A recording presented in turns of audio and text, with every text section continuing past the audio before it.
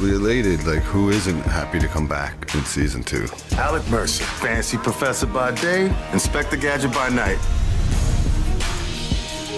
The Irrational is all about solving the mystery of human behavior. My character, Alec Mercer, whose day job is teaching psychology. Nearly all irrational behavior is driven by our emotions. Also helps law enforcement solve their most unusual cases.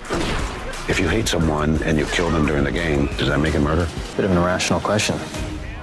You got my attention. The show got bigger. It looks bigger, it feels bigger, and we get into a lot of trouble.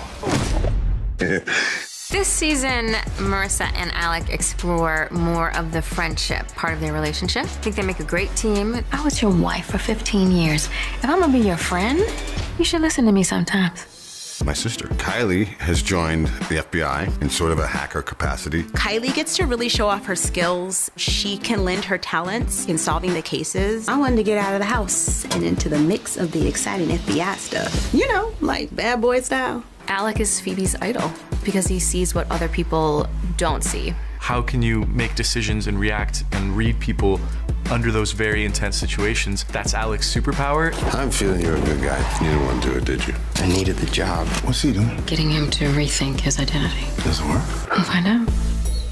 People love Alec, first of all, because he's played by the Jesse L. Martin, and who doesn't love Jesse? And it's just a great match for the character. When we're in a hot state, we make mistakes. They fit as many lessons into an episode as they possibly can. Confirmation bias, groupthink, sympathy mining, selective mutism. You're doing the whole beautiful mind thing again. Usual crime dramas, you try to figure out who did it, in this case, why they did it. Why subdue the captain and that abandoned ship when you finally gain control? Maybe they were running? From what? And who? I think it does make you feel smart when you walk away from this show. What you gonna do? An experiment.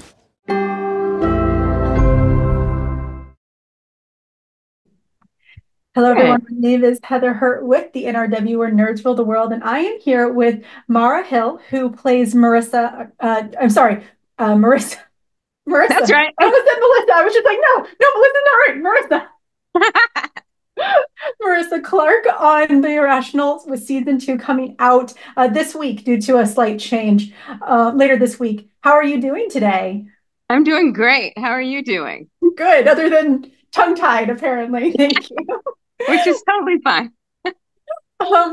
So I want to start out with an easy question. One of the big things about The Irrational is that it's about people doing the most irrational thing that you would assume someone would do. What is the word irrational? What does that mean to you? And what does that mean to Marissa, in your opinion? To me, irrational means something that lacks, it's just obvious, like the self-explanatory version of it lacks ration or rationale or logic.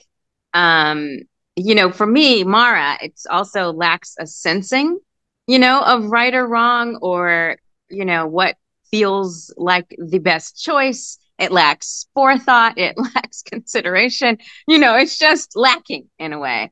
For Marissa, I feel like it probably is just more matter of fact, more factual. It doesn't match the evidence. It doesn't match the facts. It doesn't match, what's logical or reasonable.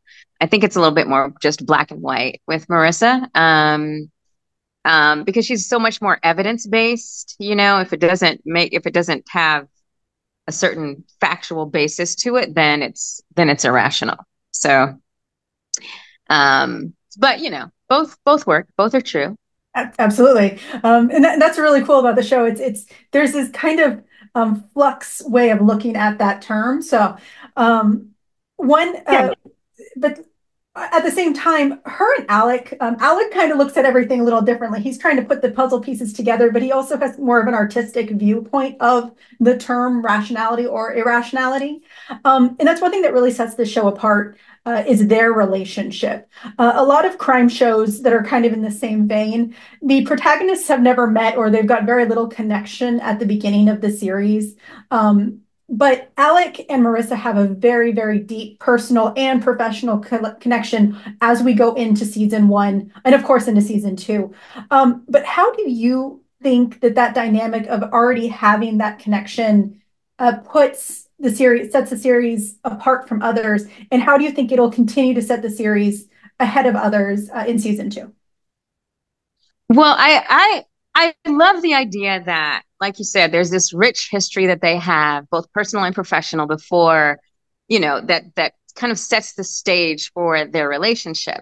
I think what's also different and unique and pretty cool is that they're exes and that they have found a way to still be in each other's lives. Professionally, I think primarily, initially, it's a great place for Marissa to kind of stay in touch with him and to keep an eye on him, make sure that everything is okay. But then they also work really well together as a team professionally. He has this unique set, like you're calling it artistic, and it's a beautiful way to look at it, because it is a very sensitive, observant, creative way to be within a case that kind of opens it up to so many different possibilities, where Marissa's point of view balances it out, I think, in ways, and it's just a little bit more straightforward. So there's this yin yang that they have with each other just naturally, and then also professionally. The way that they approach cases is just different in that way. And I think, the beauty of any relationship that has been, I guess, dissolved in some way, but able to be rekindled in a new way, is like this kind of resurrective quality, that I think is really unique and kind of special and precious in a way to exhibit and experience and have audiences experience the idea that you can go your separate ways, but still work out. I always personally love the idea of blended families and things like that for that reason, because that family doesn't have to be separate from this one. They're still all a family, And so I believe that Alec is family to Marissa and vice versa. And the idea that they could work together, moving forward in season 2, to answer that question, at the end of season 1, they decide they have this unique friendship, and that's what will be explored throughout the second season. Their ability to be within a relationship with each other, whether one moves on in a romantic way or not, but still be able to feel connected and concerned and care about each other, and also still be so effective in a professional way. It's just, the nuances, the dynamic of that relationship, I think, is special, and it does set us apart.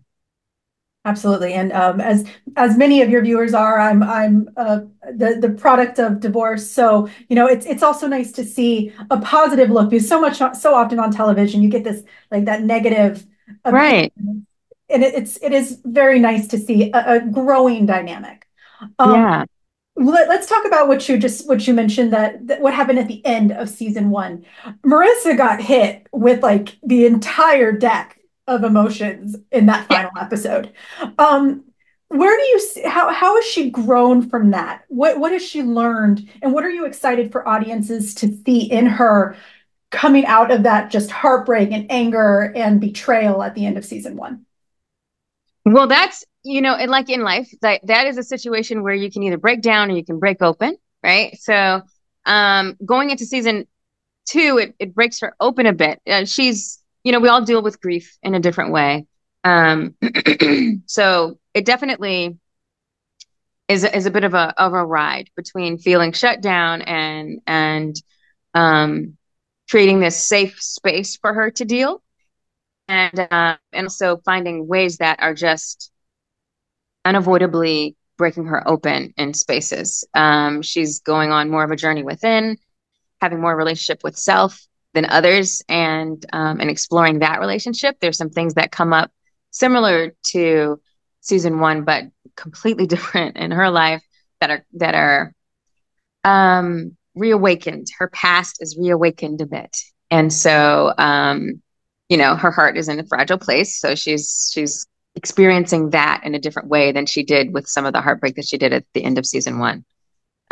So it's a self-reflective journey that she goes on as a result of the things that she experienced at the end of the season. But then there are new things that pop up that are surprising to her, and I think will also be surprising to the audience as well. Absolutely. And my last big question for you, who is Marissa to you as an actress? Who is she to you when you get into her space? There's certain things that you do, that are different, completely. She's very much a woman I would be friends with. I do have a lot of, as an actor, you have to understand the character. You can't not understand the character. But she's got so much courage, and she's, and lives in a masculine world. You know what I mean? So she definitely does feel more masculine and than I do specifically. But she's very protective. I'm similar, but just not in the same way. She's evolving, I think, in a beautiful way, in a very intentional way. I just loved seeing her journey, at least from deciding that a marriage wasn't working for her anymore because she needed to know more about who she was, to being in that relationship in a way that still works for the both of them, where both people still have their dignity, and still being so protective of those that she loves, and herself included a bit. So I don't know, it's just been this beautiful, watching her go through this journey and all the courage that she has had, and the lack thereof. We'll see a little bit of that too, throughout the season. It's been great to be a part of it, to be able to participate in her life in this way. I would definitely she stands for a certain amount of integrity that I align with and I agree with, and we have similar values. So it's been great to be able to live with her. Honestly. Let's hope that journey is far from over, because definitely season 2 so far has been a lot of fun for those of us who might have seen the first 2 episodes. Oh, good.